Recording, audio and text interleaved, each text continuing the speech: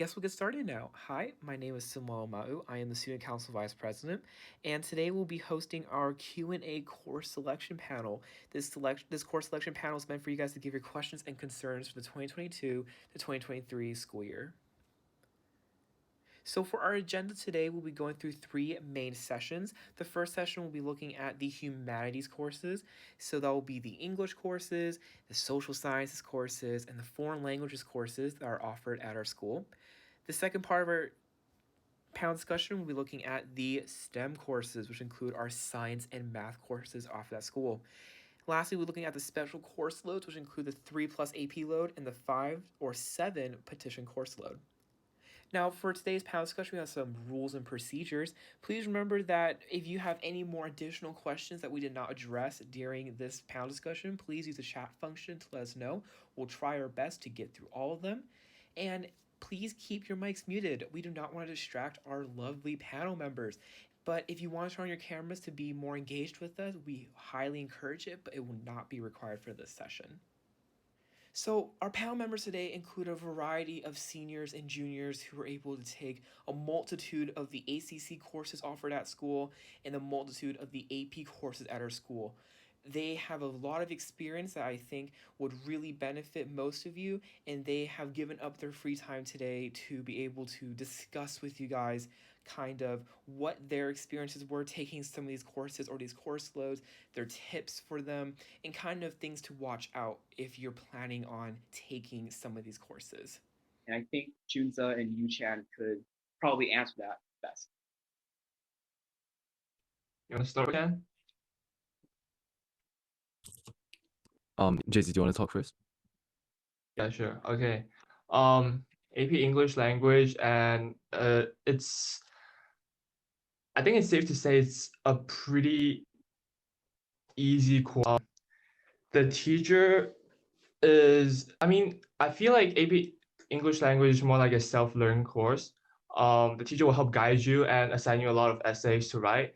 So there will be quite a amount of essay writing, but all of them, keep in mind that all of the purpose of these essays is to train you for the end of course exam, which consists of 3 40-minute essays. So all of these essays wouldn't be long. It's not like a history research paper. So during school isn't that bad.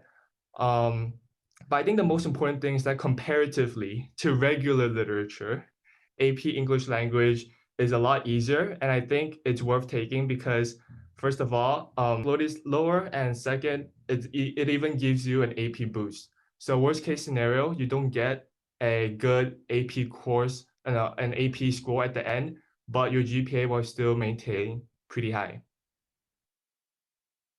Yeah.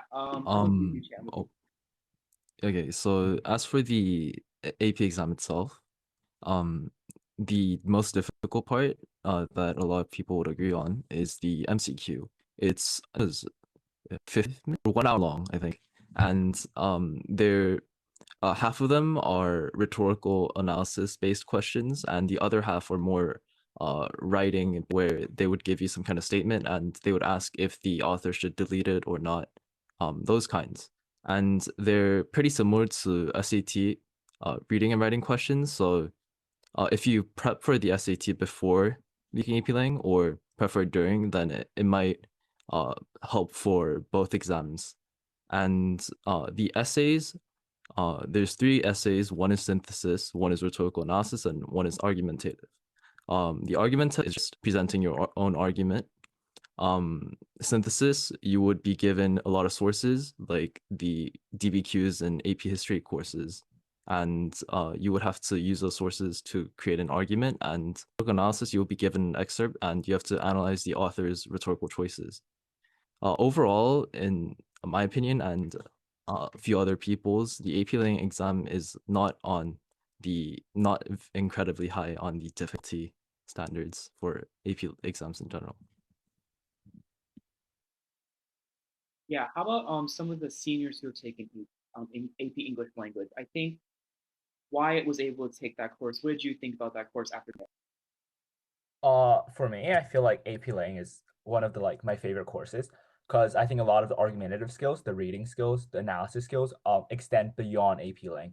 So it's the type of course that can carry you in essentially all humanities course. So it helped me a lot in APUSH. It probably would have helped me. It also helped me a lot in AP Research. It is still helping me in AP Lit. So like it's like those cores that you can carry on for your entire life instead of the ones that you forget the year after. And for me, I feel like difficulty wise, it's manageable. It depends on teacher, but for my year, it was quite easy in my opinion. For MCQs, it's largely similar to the SAT MCQs, a little harder but manageable. And as for writing, like if you write well, you're gonna get a 5. So it's mainly skilled based instead of content based. So as long as you meet the skills threshold, you're fine. But I think Monica has different opinions on the MCQs. Before we get yeah. into, sorry, Monica. Before we get into Monica's, just remind for everyone, if you have any questions at any time, just make sure you put them in the chat function. Don't be scared. But go on, Monica. Yeah. I didn't really like the MCQ. Like generally speaking, in SAT as well, I don't do too well, and I think it just takes practice. We did a lot of practice in class, and so I think just practicing your skills, practicing your test taking skills is all helpful. But yeah, overall, this course is definitely manageable. And it is, I agree with Wyatt a lot, that it is very helpful as well. Wyatt, you mentioned how compared to AP Lit, it's quite different. Could you kind of elaborate? Are you taking AP Lit right now? So I think among the panel, I'm the only one taking AP Lit. And to be honest, I think AP Lit is the hardest AP College Board has to offer without a single exception. At least it's the hardest one I've ever taken in my entire life. The same can be said with AP Lang. So the difference between AP Lang and AP Lit is mainly that AP Lit focuses on fictional work. So essentially, you have to analyze things like Shakespeare. You have to analyze things like poetry, which is frankly difficult because it takes a lot longer for you to understand them if you understand them in the get-go, right?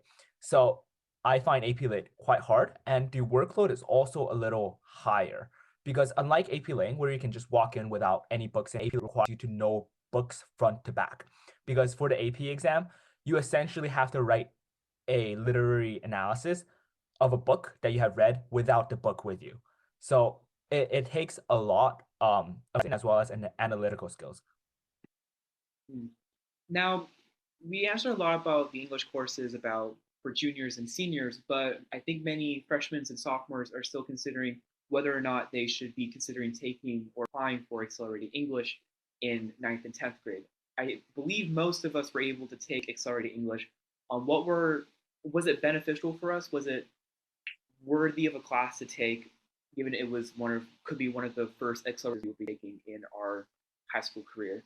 I believe, yes, so were you able to take an accelerated English course? Yeah, so I believe I took them in 9th grade and 10th grade. And honestly, I didn't find it that difficult. Like, although it was accelerated, I remember us having like more books, I believe, and like content to read than like um the regular class. But like the actual difficulty wasn't a lot harder. And like it's always good to like show kind of like rigor in your course load. So I would recommend it. And it's like a good GPA boost also. So yeah. Okay. Did anyone else take ACC Lit and thought that it was beneficial for them in the long run? Yeah, go on. Oh, okay. So I also took both ACC English 9th and 10th grade. I sort of have a different opinion about it. Maybe it was because the teachers were stricter during that time, but for me, I was pretty sure that I'm not gonna go for a humanities major in the future. Drag GPA down a lot, like help in ability, but very high. So if you gotta make sure of the two courses before you end it's your future pursuits because if you're just choosing it for like the sake of the GPA boost, it may be in the yeah, it's just my personal experience though. So generally, it's a pretty okay course for people who can speak English. I couldn't speak English in high school apparently, so. Okay.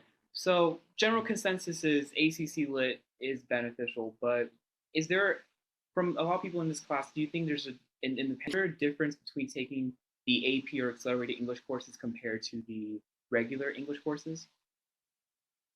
Oh, I think I can talk about this because I took both regular literature and accelerated. I took regular in 9th grade and accelerated in 10th grade. So with that, a lot of people that accelerated is a GPA booster, but it actually kind of dragged my GPA down too. So especially for 10th grade because I was in regular and in 10th grade CC, and then I realized that the workload is a lot more than regular, and the expectations are much higher. At least for our year, it was like that. So that kind of affected my GPA a little bit. But I think there's still a lot of useful skills you can learn from ACC. And if you want to challenge yourself, then it's still a good option. And it'll really prepare you for AP Lang if you want to take it. Yeah. If that's okay. That's a valid reason. But I think that's enough for the English courses. I think we'll now move into the social sciences. So a lot of you guys were really interested in the AP history courses, especially AP World and AP US. I believe some of you guys were able to take AP World in the panel. What were your guys' thoughts about AP World? Was it a time-consuming class? Was it a difficult class? What were your guys' thoughts? No, you were able to take AP World, correct? Yeah, I was able to take AP World. I do not think I'm the best person to ask for AP World, but for someone who did not, like, I knew I wasn't doing like a history major. I did it to be with my friends, and don't do that, guys. Don't do that. It's time consuming, I think, for me at least, because I didn't go into the class with a lot of history knowledge, so it took me a long time to learn like everything that happened. But if you like history, take it. Mm-hmm. I think I remember Yuan was able to take AP World. What did you guys think? What did you think about the AP World course? It gave me a slight GPA decrease, and if like it's not as much memorization as you might expect, but what's most important about the course is having a general idea of the theme for each time period and being able to create connections between different time periods and ideas and geographical places. And for me, the exam was very tiring because it's 2 hours of nonstop writing. But if you don't have a problem with fatigue when you're writing, then you're probably going to do well on the course and the exam.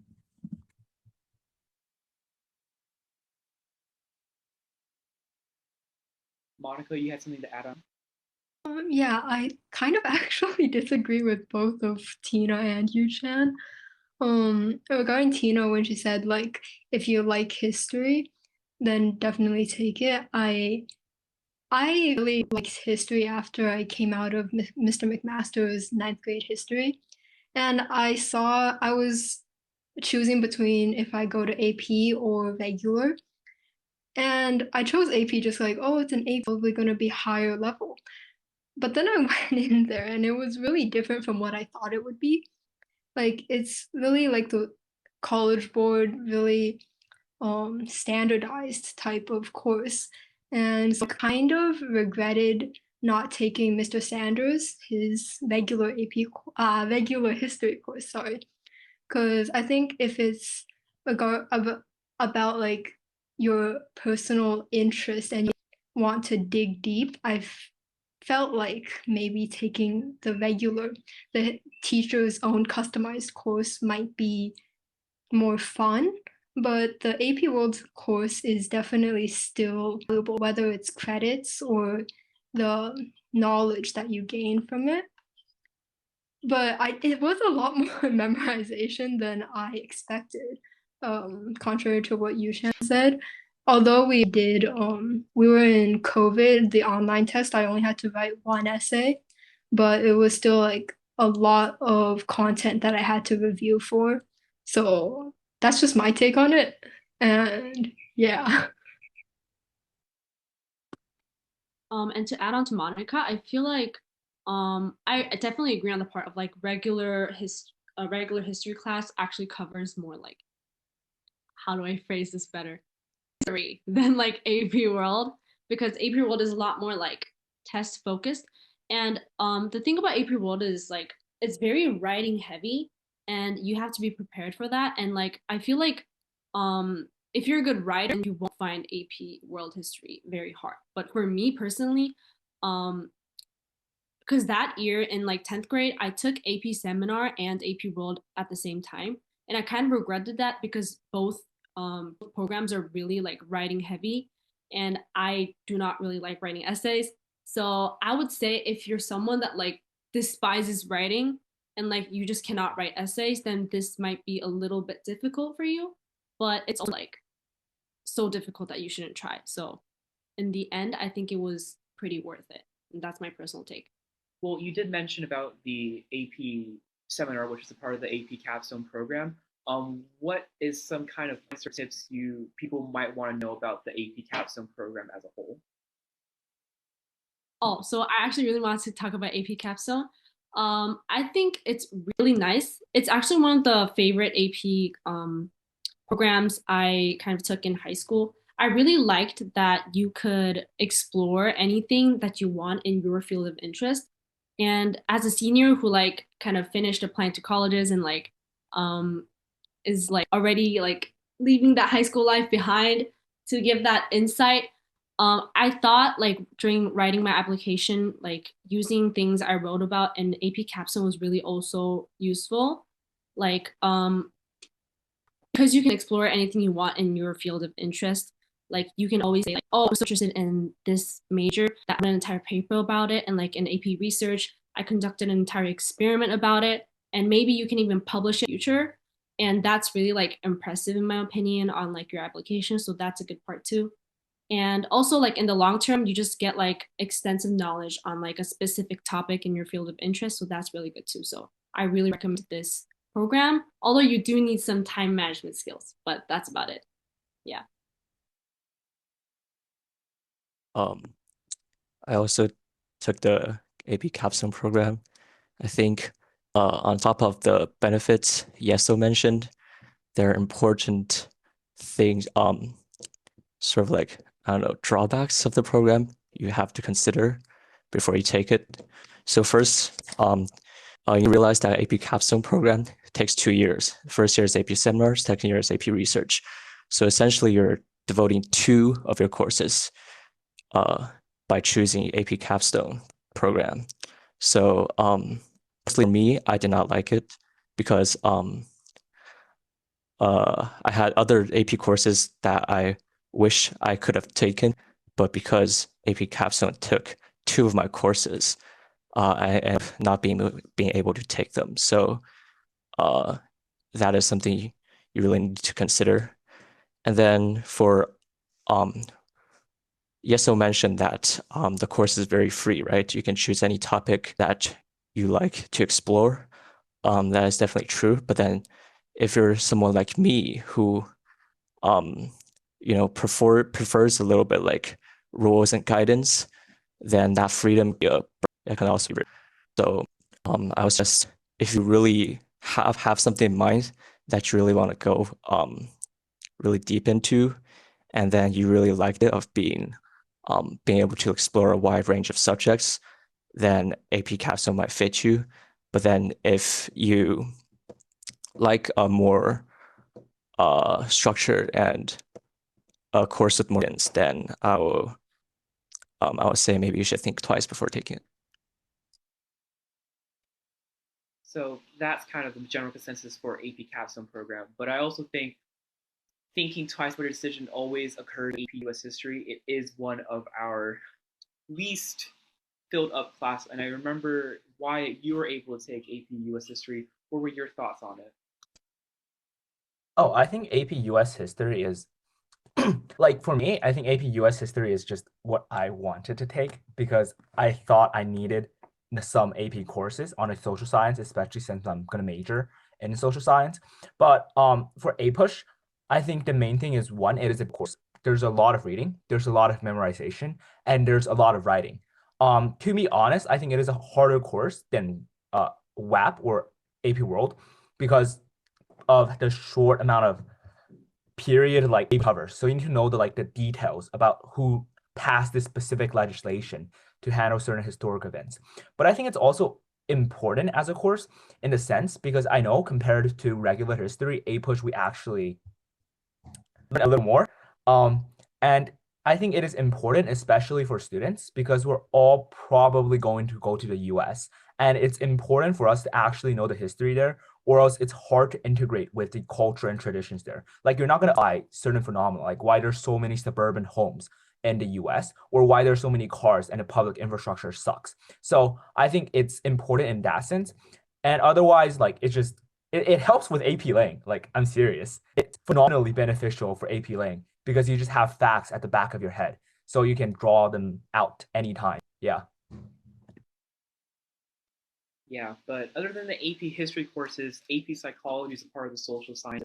I know Tina was able to take AP psychology. Would you recommend this course for rising juniors and seniors? I would. Personally, I really liked AP psychology, because it really made me like understand humans like on a deeper level. And I feel like this is really good for I don't know, just like personal skills, like your social skills and your just knowing like how people work and why people feel certain emotions and how to like deal with people and how to like accept other people who might be like different than you.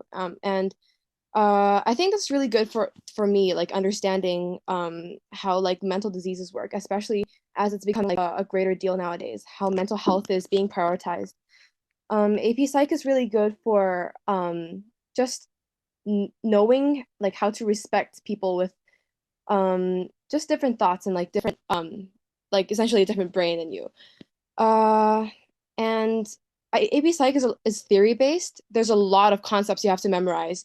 And definitely you need to know a bit of biology and or you will learn a lot about human brain. And I had a very enjoyable time learning about psychology. So yeah. To add on to Tina, I think to talk about like the practical and like technical stuff about it a little bit. Generally, most people say AP Psych isn't as difficult as the other APs because it's mostly just blatant memorization. And those like memorizing terms also like there's a lot of content definitely, but like it's not like hard like bio or like chemistry terms that it's very hard to memorize. It's like more like commonly used. Like you probably like heard about it like a few times in your life. If not, it's like very easy to memorize. Like the definition is like inside the terminology itself. So like things like that make it a very attractive AP course. Also, a lot of people just self-study it because of like how much just blatant memorization there is instead of like having to study it and like it's very hard to understand. So yeah, I definitely recommend this course as it's a lot of people find it like relatively easier to get A's in and a 5 in. So yeah.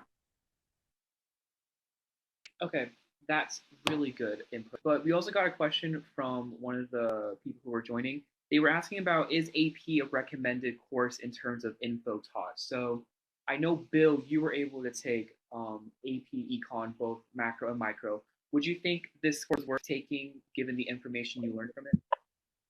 So AP Econ assumes that you know economics before you take it, and it is rather on the easier side. And if you want to do anything related to economics in the future, I recommend taking it. Personally, I did not like the course at all, because I feel like economics is a bit of you need to know a lot about like people in general, and that's something that like I don't read times. So like you have to understand how actions impact a lot, and but in general, from the like and in terms of the APs I took, it is one of the easier ones, and you don't need to know anything before you take it, and you get to learn quite a bit through it. It is two AP courses wrapped into one, so you will definitely learn a lot. Okay, I think if there's no other input on any of the social science courses, I think we'll now move on to the last humanities. Language. A lot of the questions we got about foreign languages in particular were regarding Chinese classes and just kind of like which ones are more bearable in terms. I know some of you guys mentioned CCTV or Chinese cultural and traditional values and business Chinese. Can someone in the panel kind of discuss? I think Yu Chen, you were able to take both CCTV and business, which one did you think was more bearable and like kind of why? Okay, so the thing is, I took CCTV last year, and that was before the teacher for CCTV changed. Last year, everyone got free A pluses. This year, not so much. And compared, because I'm pretty sure the teachers are going to remain consistent next year as well. Between business Chinese and CCTV, I would much rather take business Chinese. And for the rest of the panel who was able to take the more native Chinese language classes, which ones do you guys think were more bearable and kind of why? Your personal experiences from it. I can share.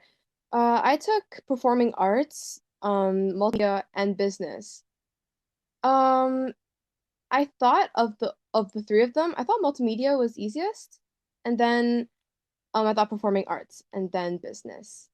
Yeah, because multimedia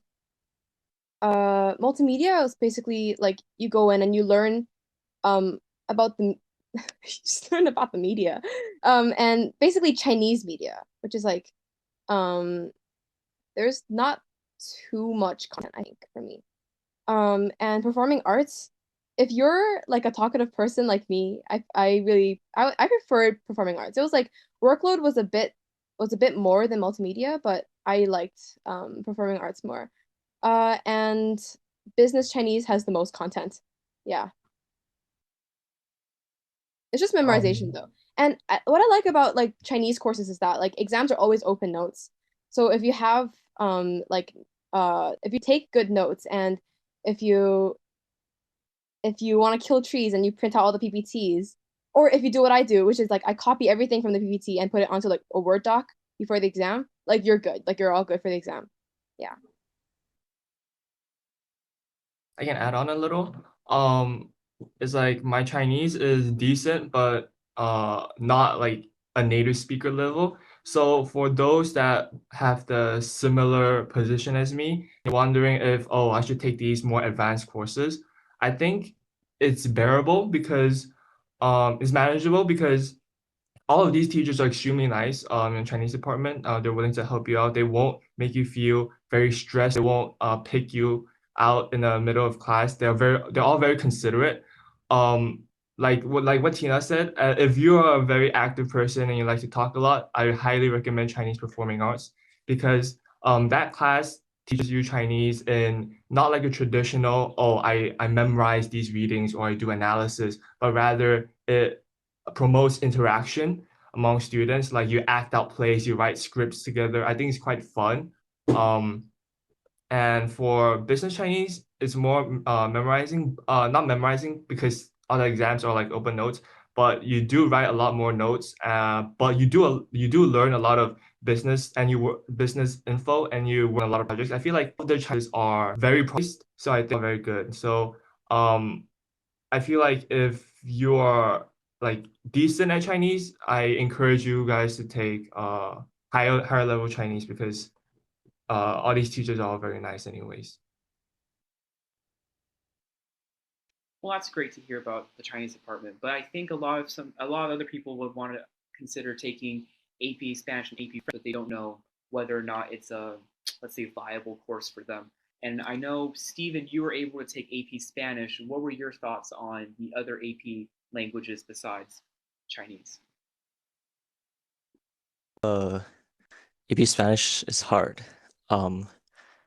Their AP Spanish is not it's not on the same level as the regular Spanish 1, 2, 3s. Yeah, and the regular Spanish courses, it's more focused on like learning about the culture and the language, and it's sort of like a generally more relaxed environment, atmosphere. But then to AP Spanish, it's all like exam geared. You're like practicing for exam like every day, so it's much more hardcore. And then AP Spanish differs from the other Spanish courses that it requires much more listening and speaking skills, which I think the regular Spanish courses do not adequately prepare you for. So I had a difficult time taking AP Spanish, but I think if you are really interested in the culture and want to learn more about the language and like in a deeper way, I think you can consider it, but just bear in mind that you might need to work hard to do well in it. That's some great advice, Stephen. But I think our time for humanities has now elapsed. We'll now be going into this. Wait, let me add let me add one more thing. Yes, totally fine, totally fine.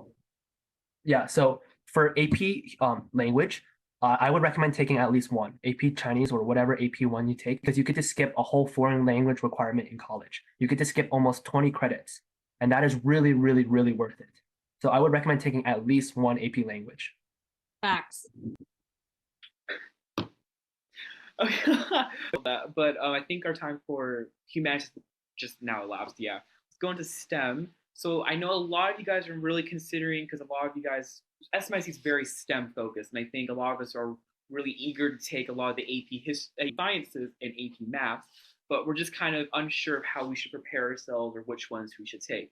So first, we're going to go through the sciences, and as rising juniors and seniors, you already completed AP biology, but as rising freshmen and sophomores, you still have the opportunity to try and to basically work hard on those two subjects in order to take AP biology and chemistry. So for those in the panel who took those two courses, what are some tips you would give to underclassmen about preparing themselves adequately for these AP sciences? Okay, I can share about AP biology. I think AP biology was one of the most comfortable courses that I took in my sophomore year. Basically, like if you took ninth grade biology, like it's pretty much what you learned there, but like you go deeper into the concepts, which I found it really enjoyable. I liked bio. There's a lot of concepts that you just really gotta like look at the textbook.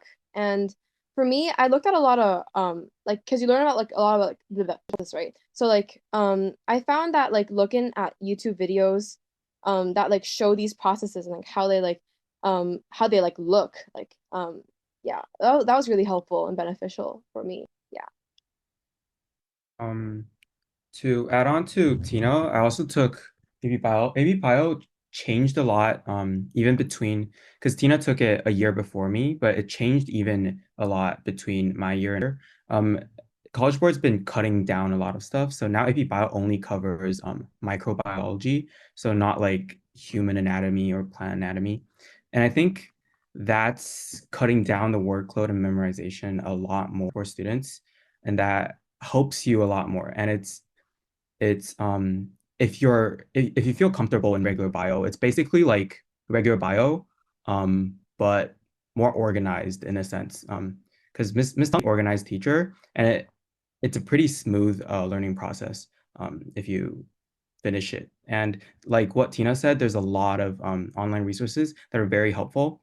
So even though people say that it has a localization, like it's not that hard to find resources to help you, and it's not that hard to get a good score if that's what you're trying to aim for. Yeah. Will actually be on the AP exam. So when we actually take the AP, you'll feel that it's much easier than the homework that you're doing in class. So it makes you well prepared. And physics this year, and I'm physics 2 this year. And last year I also took both physics C courses. So if you're currently if you want to take AP calculus next year, then I would recommend you to maybe try self-studying for physics C, because it's really just physics 1 and 2 content with some calculus. So if you're currently taking AP 1 or 2 and are considering to take calculus next year, then it will be a good option for you to take physics C, because a lot of colleges they only accept physics C for credit. So that's why I chose to take it last year. Yeah, I would like to add on a bit. So there's a difference between AP Physics 1 and 2 and AP Physics C. The AP Physics C requires you to know calculus beforehand. And then for AP Physics 2, you need to know AP Physics 1 concepts before you go into 2. So you can either gain that AP Physics 1 concepts by taking regular physics and then AP Physics 2, or you can take AP Physics 1 and then AP Physics 2. In my opinion, I would say that AP Physics is actually a very difficult course in terms of content, but the curves and the actual exam itself will not be that difficult. As long as you work hard, I think you should be able to get a 5. But it will require a lot of self-studying. And in addition, if you can take Physics C, take it over Physics 1 and 2, because Physics 1 and 2 is not given credit for by most universities, because Physics 1 and 2 does not require you to know calculus. Take Physics C, always take Physics C. If you take Physics 1, for example, it's actually less content than taking regular physics, which will make the class slightly easier, I think. And the next thing is, if you take AP Physics, basically don't worry about grades, because it's really for the test and stuff, it's not that difficult, and there's always corrections and stuff, so that wouldn't be a concern if you want to choose AP Physics. And for the homework science, it can be difficult because the assignments that Rossi gives is usually much more difficult than will actually be on the AP exam. So when we actually take the AP, you'll feel that it's much easier than the homework that you're doing in class. So it makes you well prepared. And physics this year, and I'm Physics 2 this year. And last year, I also took both Physics C courses. So if you're currently, if you want to take AP Calculus next year, then I would recommend you to maybe try self-studying for Physics C, because it's really just Physics 1 and 2 content with some calculus. So if you're currently taking AP 1 or 2 and are considering to take calculus next year, then it will be a good option for you to take Physics C, because a lot of colleges they only accept Physics C for credit. So that's why I chose to take it last year. Yeah, I would like to add on a bit. So there's a difference between AP Physics 1 and 2 and AP Physics C. The AP Physics C requires you to know calculus beforehand. And then for AP Physics 2, you need to know AP Physics 1 concepts before you go into 2. So you can either gain that AP Physics 1 concepts by taking regular physics and then AP Physics 2, or you can take AP Physics 1 and then AP Physics 2. In my opinion, I would say that AP Physics is actually a very difficult course in terms of content, but the curves and the actual exam itself will not be that difficult. As long as you work hard, I think you should be able to get a 5. But it will require a lot of self-studying. And in addition, if you can take Physics C, take it over Physics 1 and 2, because Physics 1 and 2 is not given credit for by most universities, because Physics 1 and 2 does not require you to know calculus. Take Physics C, always take Physics C. So besides AP Physics, Chem, and Bio, I think one was considered by many of students at SMIC who graduated to be the easiest AP Science course is AP Environmental Science. And yes, so could you give us a little bit about some details about the course? It just seems like we're going to be talking about the air and water. What does this course really entail? Yeah, totally. So for AP, I found it like a lot of humanities students, when they're looking for like STEM courses, APs they can take, they usually choose EMV because it's one of those courses that's less intense STEM. So like EMV is a little bit of everything, I would say. It's a little bit of bio, a little bit of chem, like a little bit of geology, like it has like everything. But it's also not that hard, comparatively, definitely. And because it has a little bit of everything, if you take like AP Bio and Chem beforehand in like 10th and 11th grade or something, and you take AP and V in like 12th grade, a lot of people find it really, really easy because it's the same thing repeated.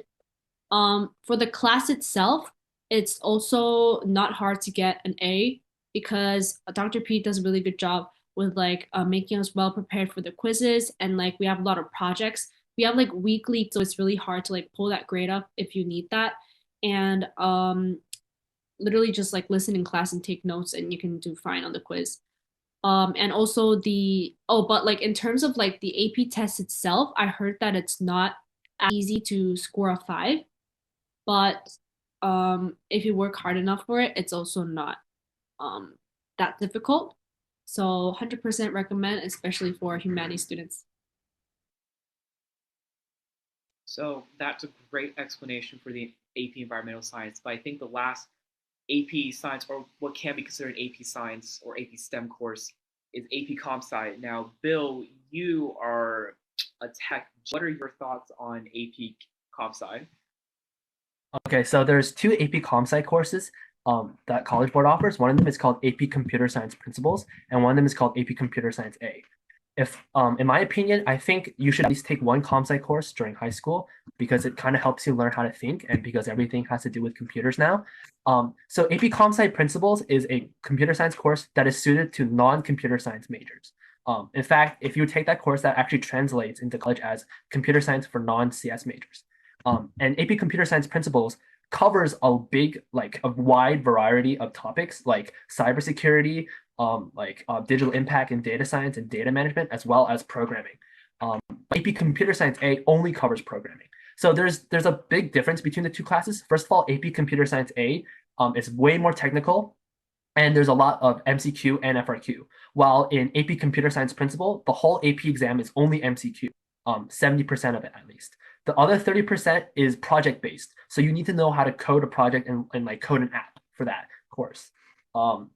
In general, I feel like for computer science, it's hard to tell if you will succeed in it because most people who go into computer science actually have previous knowledge. So what I would recommend is that you would take like a computer science course outside or like a free one. I would recommend CS50 by Harvard. It's free and on YouTube. And if you do well with it, I think you should take whatever AP Comp Sci you would want because computer science usually either clicks or doesn't click for people. I think maybe I can add on to that a little bit because I'm also a comp sci person. And so I'm taking AP Comp Sci here. And for me, because I have a lot of prior programming experience, it's a really easy course for me. But for a lot of people, I can see how they might feel like it's a little bit difficult at first because they don't have that prior experience.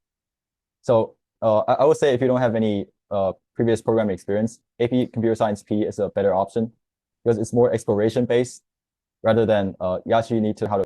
And AP Comp Sci A is it requires a lot of prior knowledge. So just be prepared when you if you want to choose AP Comp Sci A. I think I can offer another perspective of comp sci. As the underdog of my comp sci class, I had no experience with comp sci, and I do not intend on majoring in comp sci. In fact, I hate comp sci. But I still took it because my friends were in there, and I had to fulfill a tech credit. In the first quarter, I thought I was the dumbest person alive. I struggled. It was difficult because seeing that I had no experience with comp sci and that I took the harder class, which is AP Comp Sci, which is CSA, which requires a lot more coding. And you need to be very logical. But the teachers, if you have really good friends that are good at coding, and Mr. Hutt is a very good teacher. So I think over time you get used to it. I think it just takes time if you don't have experience. The grade wise, I did okay. I think I got A- for the first quarter, and then since then on, I got A's. So actually, GPA is not that bad because like most AP courses, there's a lot of curve, and the teachers will always help you. And I got most of them my help from friends. So I think you don't have to be scared if you want to take comp sci just so because it is true that in the world in the future, everything's going to be dominated by computer science. So that's also like a little bit of the reason why I chose to take it. But I did well on the exam, which I do not know how. But I think comp sci A is more logic based. Of course, there's a lot of memorization, but you need to know how the computer system works and how you would code. But other than that, I think the general consensus is that for me, as an inexperienced computer science person, it just takes time. After like the first semester, you will start to know how it works, and then you'll do better from then on.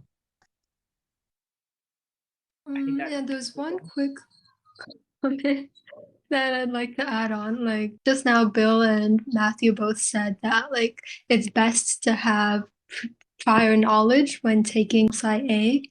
But like I think it really still does depend on you yourself and your understanding of your own abilities. Because I know people that have zero knowledge. Not I didn't have any before I took it, and also I know other people. Some don't take it in as well. But and definitely don't be discouraged if you think you don't perform too well in like math.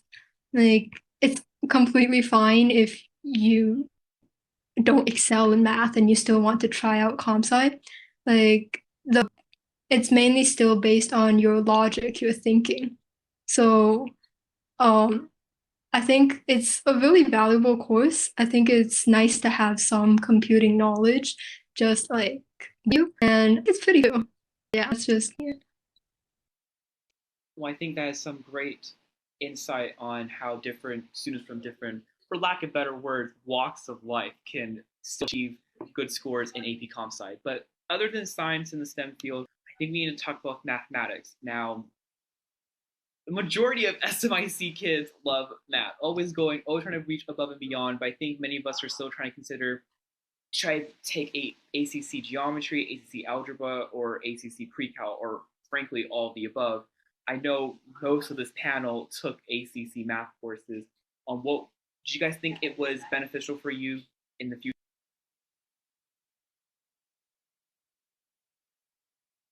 I know Junza, you took ACC algebra. What were your thoughts on that course? You know how I think it's Matthew. You know how he said for AP Physics, Mr. Rossi gives you harder questions in class, but the test is actually easier. Well, from my experience, ACC algebra is the complete opposite. You get stuff in class, but for the test, it's really, really difficult.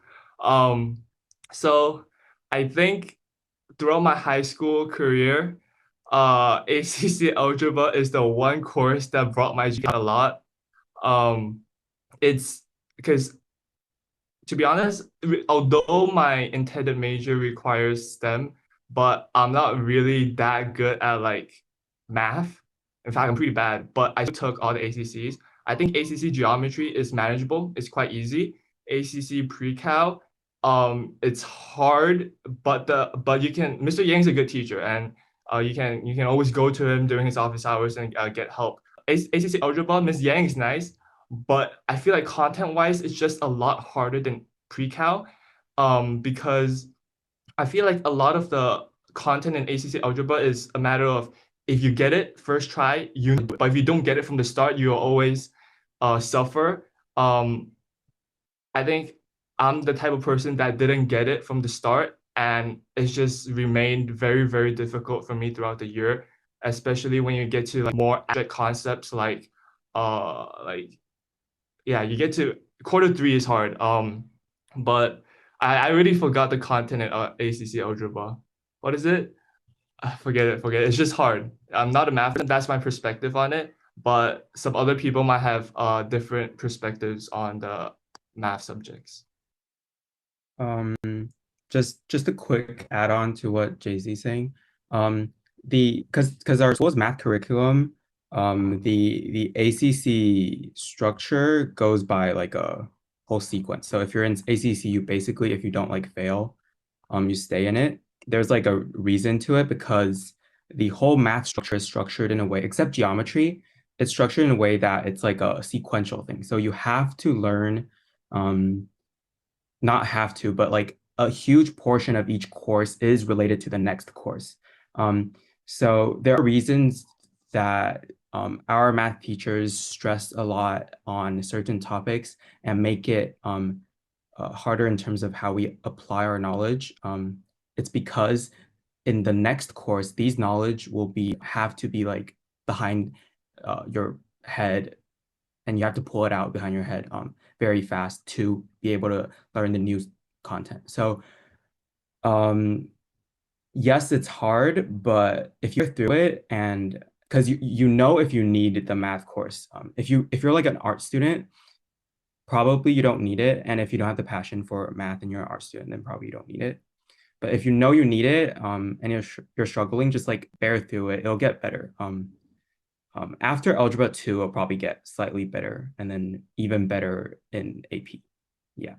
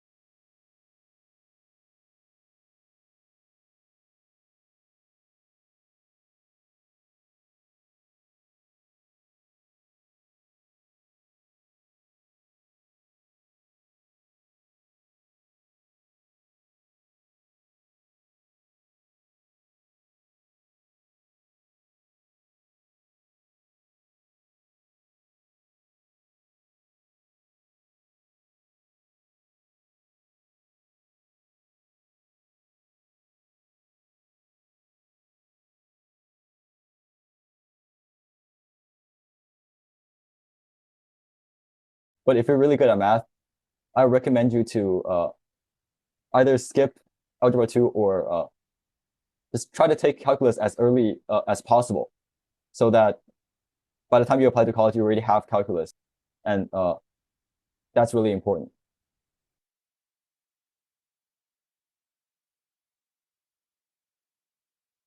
So besides the AP calculus courses, I know AP Stats is offered at our school. So people who took AP Stats, would you consider this course to be a good math class to help fulfill credit if you would rather choose not to take any of the other calculus courses? If I start, okay, thank. So for stats, I 100% recommend, because first of all, everybody likes stats because like the class structure is really useful. Almost all my friends who took stats, like not one of them said like they didn't like it, because Mr. Zimmer does a really good job preparing us for the test. You basically don't need any resources outside of school unless like you find something difficult to understand, because he gives out these like packets for every single chapter. And for the test, all you have to do is just look through those packets. Like I didn't even look at my Barron's AP book to prepare for the AP exam, and everything was totally fine. That's how I personally felt it.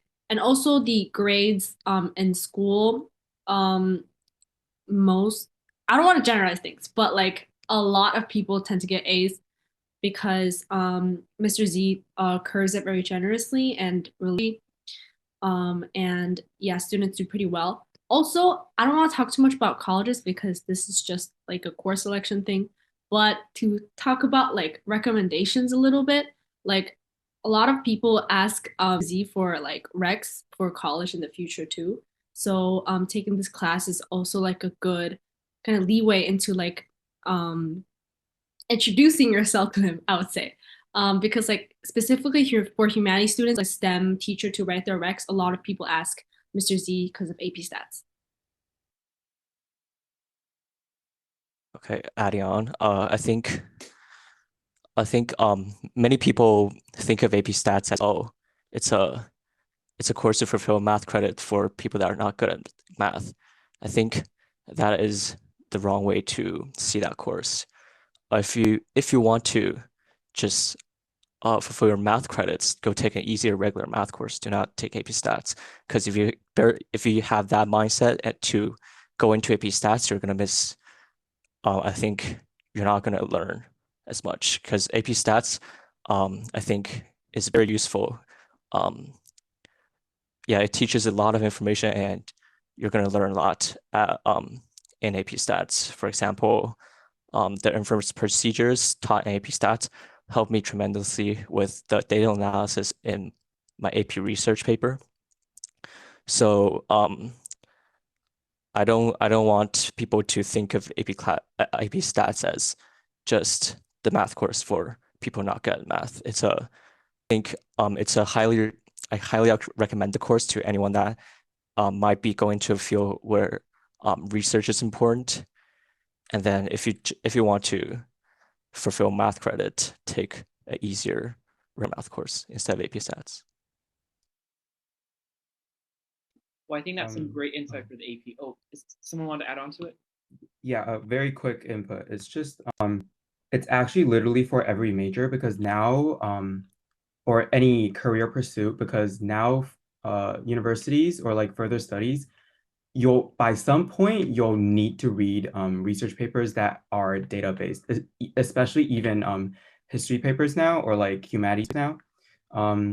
Like I know, like for Wyatt's AP research and some papers he wrote, like they're all, even though they're like humanities, like stats is an important part. If you know it, you'll be able to understand it and be able to apply it to your studies. Yeah, so it's pretty important and it's pretty interesting. So if you like stats, take it. Well, I think that's very good advice for the AP math courses. I think a lot of people kind of misconceptualize, is AP Stats a great substitute for a pre-calc class? But other than that, I think that covers most of our STEM questions. We'll now be going to the last section of the session, which is about the special course load. So a lot of you guys, especially rising juniors and seniors, are considering taking 5 courses or 7 courses or even 3 APs. What would, from the panel members, you guys think was worth it? The 5 APs worth it? 3 APs worth it? 5 courses worth it? Or 7 courses worth it? I actually have something to say specifically about the AP workload, because I took a lot, like you probably expect. I took 11 AP courses and 12 AP exams by the end of graduation. And for me, I feel like, hey, I feel like AP classes, to be honest, it sounds daunting when I was a upperclassman. Not hard. Like most of the AP classes are similar workload or similar, like just like similar difficulty as regular courses. So if you truly want to learn a specific subject, take the AP, not the regular. And also it's just, I think AP is better because it makes you not want to slack off. And in many cases, with my friends, of course, like I see them taking regular courses, not naming which specific course, but they're just in the courses because it's not an AP and therefore it doesn't have that motivation to try. Okay, to add on to Wyatt, I like to talk in the perspective of someone who never took a 7-course petition or never took more than 3 APs in school, except for that 1 year where I self-studied 2 AP courses. So I studied 4 APs that year in my 10th grade, I believe, 11th grade. But in generally, I never went over 3 APs in school. And honestly, I think if your sole purpose for taking more than 3 APs or 7-course petitions is to look rigorous for your applications for college, then don't do it. Like, honestly, rigor is important, but if that costs your GPAs and you're solely doing it to impress colleges, even though you think it might be too much work and your GPAs will drop, then don't do it. If you're someone like Wyatt and you can handle it, sure, why not? Go ahead. But I know myself that my time management skills are not good, and taking 5 APs on the same year will just do stress for me. I didn't do it because I knew my GPA would drop. And always GPA is more important than like your course rigor. So yeah, that's my input. I would like to Wait, say I can kind of also add on. Oh, I'm sorry. One of like 4 people talk at the same time. Oh yeah. No, it's just prioritize you guys' mental health, mental well-being. It's good. I've seen a lot of friends who, like, some people like who. Okay, actually no, it's just me. I couldn't handle like AP. I literally dropped one, and like that's okay. I still got into college. Like you're not gonna not get into college. Don't worry. I will say though, if you're going into the engineering field, I recommend you take 7 course more than 4 AP because in college your engineering course load will be more hard than that, and colleges want to know that you can take on a heavy course load. But that's only if you're aiming for like a good engineering school. If you're aiming like a bit lower, then that's fine. Top engineering schools want you to see the maximum course load. I think the thing is you just have to be more strategic in choosing your APs. So for me, I took 11 AP classes and 14 AP exams, but I never applied for course petition. I never had to do that. So it's just whenever you can swap a regular course for AP course, do that whenever possible. So you don't have to take additional APs that will occupy your study halls, which means you don't need to have a petition to take many APs. And I would actually say that for a lot of APs, the workload is actually less than regular. For example, AP Lang and maybe AP Physics too. And so a lot of these courses that if you take AP instead of the regular course, it's actually less workload. So more AP doesn't mean more stress. That's a common misconception a lot of students have, I think. And it really depends on the teacher and the class itself. And I think if you want to challenge yourself and make your academics look rigorous, then just you can try to be more strategic with your APs. Don't overwork yourself, but also don't think that it's going to be that stressful because it really depends on the class. Yeah, I agree with what Matthew said, and that's why I completely disagree with the AA office's view on APs and how they restrict students from taking 4 or 5 APs because honestly, it's completely dependent upon the course. And even in my opinion, in general, AP courses can even be are a lot easier than regular for some specific subjects. And so don't worry about taking a lot of APs. But for 7 course, I took 7 course last year, and taking 7 courses is more rigorous than taking 5 AP 6 courses, just because you have 5 less study halls every week. And even though it might sound small, 5 study halls, 1 every day, makes a huge difference. And you would even get extra homework because you would homework for the 7th course. So you would just be doing homework nonstop. I want to add on something. I think I agree with everyone. I think APs are just because it's AP doesn't mean the workload is insanely high, or it means that your GPA will be tanked a lot. But based on my experience as this aspect, I think if you're thinking about applying, I think you try to for 7 core do APs and AP courses that you're interested in. Big factors because of schedule conflicts.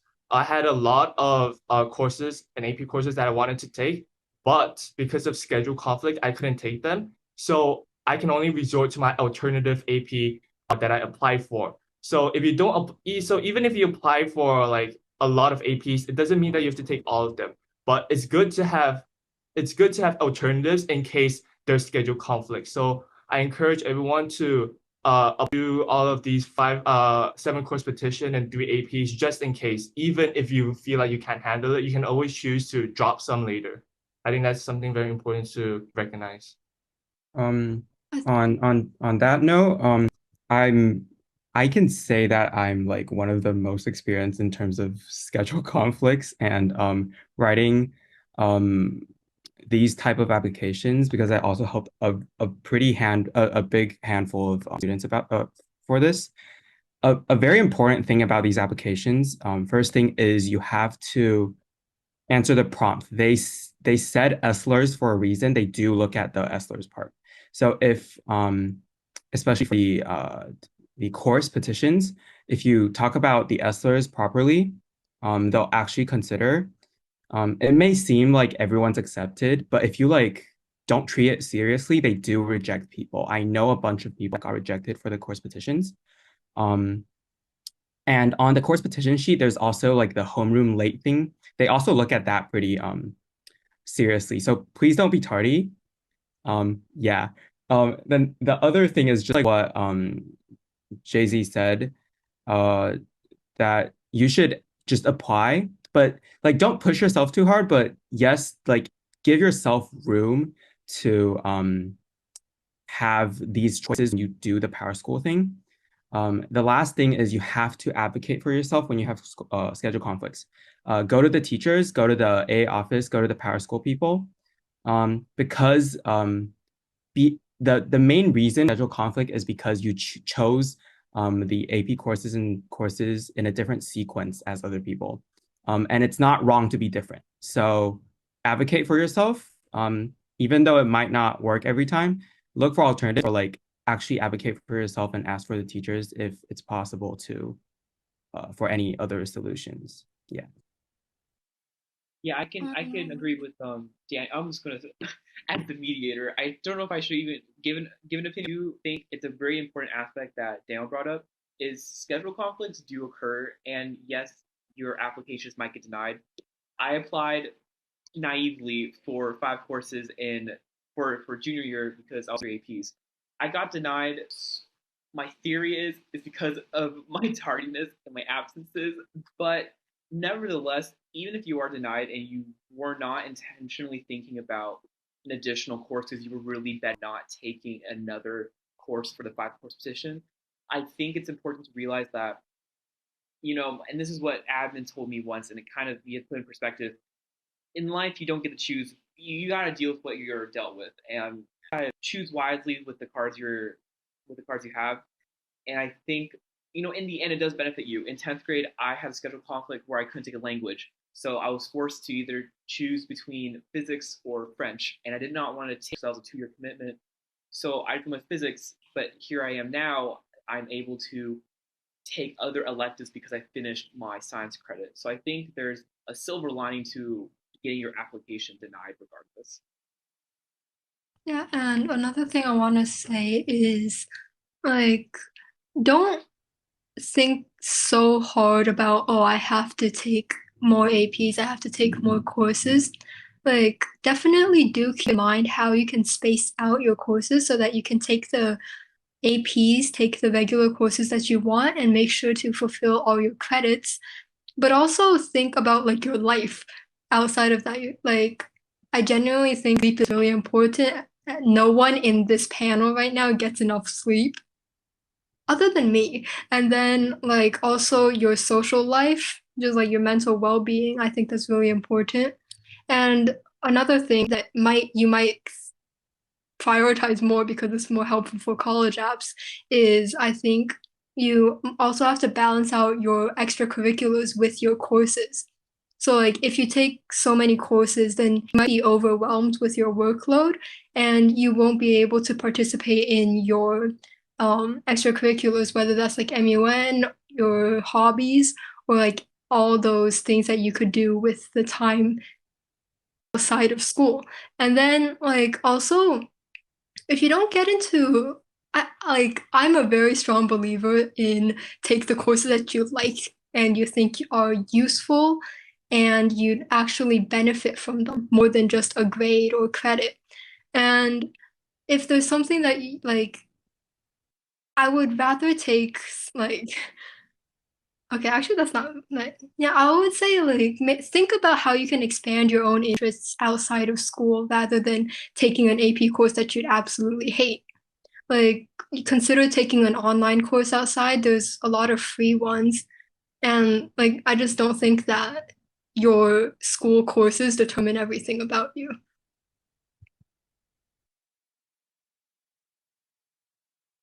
Yeah, 100%. I agree. And also I like how after I said you don't have to take too many. Everybody disagreed, but what I meant to say is like yeah, of course, do not like take like I don't want to give like numbers because everyone has different standards, but like I personally ended up with 10 APs by my senior year, and compared to my friends, I took less APs. Like I know people who, like Matthew took like what 14. Yeah, but I'm just saying like just know that your grades are probably more important than rigor, but of course there is that balance, and yeah. Well, I think that's most of the opinions right now for those kind of suggestions. I think everyone has a very different perspective given their own experiences, but I think in the end, it all comes down to you guys. It really depends on if you can handle the course load, if, like what Daniel said, your habits, are you able to are you able to show the school that you're able to be on time, be present in the school? But I think in the end, again, yeah, it just depends on you guys. But I think that's it for our Q&A session. We didn't get any more questions from the chat, and I think that's great. I think we were able to answer most of your guys' questions. So thank you guys so much for coming today. I think we were able to help you guys a lot. And if you later you didn't hear something in particular, don't worry. We will be putting this on a disk stations for you guys to come back and reference just in time before course selections are due on Thursday. But yeah, thank you guys so much for attending today. You guys can leave the meeting if you guys want to.